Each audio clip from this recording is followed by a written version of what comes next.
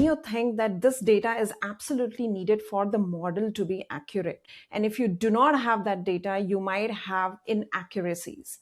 So also, how do you account for the potential inaccuracies when you design AI system? Sure. Yeah. So that's the trillion-dollar question, and there's no one answer. Like most other things in life, it's a combination of various different things. So the good old technique of starting low risk as much as possible, learn, and Mhm. push that flywheel of create some value easy, push a little bit further, go after the next bigger one.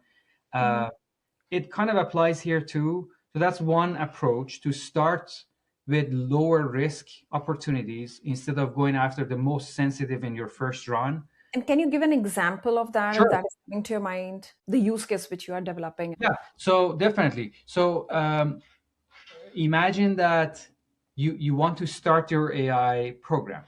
Mhm. Uh, what you do not want to start from is building a AI agent that automatically talks to your patients on the phone and answers questions about side effects of the drug. Mhm. That can be one of the most consequential mistakes that a strategist can make, because it has multiple degrees of sensitivity and complexity to it. It's a hard problem. It's externally facing, not only externally facing, but to the most critical external affiliate, your patients. Mhm. And if the consequences of the wrong answer can be life or death, literally. Mm. So it checks all of those boxes. I picked that example on purpose to make it extreme. Uh, on the flip side, uh, if you have, let's say, a team of marketers who Mm. want to, one of their jobs is to understand the next marketing campaign Mhm. and start to generate content for emails to go out. There are still regulatory checks afterwards. Mhm. A system, a AI product that's internal for that marketer persona, to understand the context of your campaign and produces the first draft, Mhm. that's both much technically much more feasible and much lower risk, Yeah. because it's human in the loop. There are downstream checks and internally facing, and the consequence that it's always good to think about worst case, average case, best case.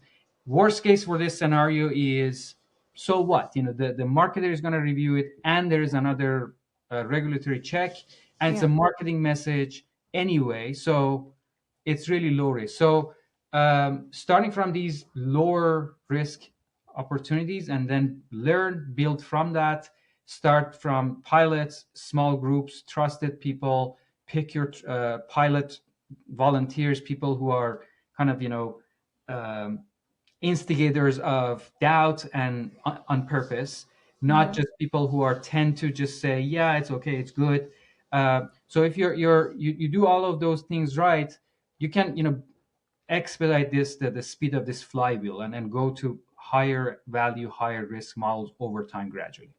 Yeah, great. I think the first example which you gave really touched. So you do not want to have any AI model that will talk to the patient on phone and tell the side effects of any medication. If I understand correctly.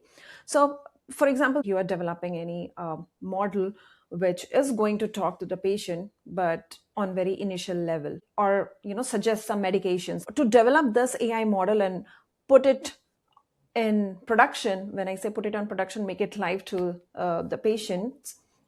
So let's take this use case and try to understand what will be the various steps from the regulation side, from the approval side, and how long it generally takes to implement any use case like this live.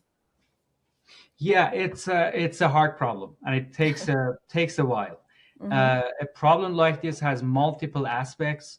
From the technical angle, you need your model to um, your product. I hesitate to just call it a model. It's the It's full a product. product. Yeah. Um, it has to know the context of the drug or the therapeutic area, and in many cases, a lot more, because the real world doesn't operate on the based on our definition of the models or therapeutic areas. When I get sick, I might have other issues in my body that that creates Yeah. interaction. So so that's the massive technical challenge around it. um, you need guardrails around it, so that it not only avoid stepping outside the bounds. If it's example, if it's designed to address questions about aspirin, Mm-hmm. um, you have to spend time with your technical people to Mm. create guardrails before, as the input to your software, and after, Mm. to make sure it does not get swayed to talk about Advil or oncology or other things. Because if you don't proactively design those guardrails, it will talk about those things, because we know how large language models alone, they're designed to just generate tokens regardless. Whatever you Yes. tell them, they will tell you something. um, and on top of that, there is the security you have to be prepared for, sometimes by mistake, but sometimes even malicious attacks that Mm. they try to jailbreak. There was this story a few years ago where not even drugs. So the model was trained to one of the commercial models. I'm not going to say which one, the consumer models, to not read CAPTCHAs, these squiggy letters for security, because that would have been considered abuse by a system to have these LLMs read and read the CAPTCHAs, and then help the attacker to the third party website. So the tester, they upload the image of a CAPTCHA and ask the LLM or the product to read it. It Mm. correctly says, "Sorry, I can't. It looks like a CAPTCHA, and I'm not trained," even though it could. But it says, "I'm not trained to read that. So sorry." Mm. New session, same user, same image. It says, "Yeah, I'm gonna tell you a story.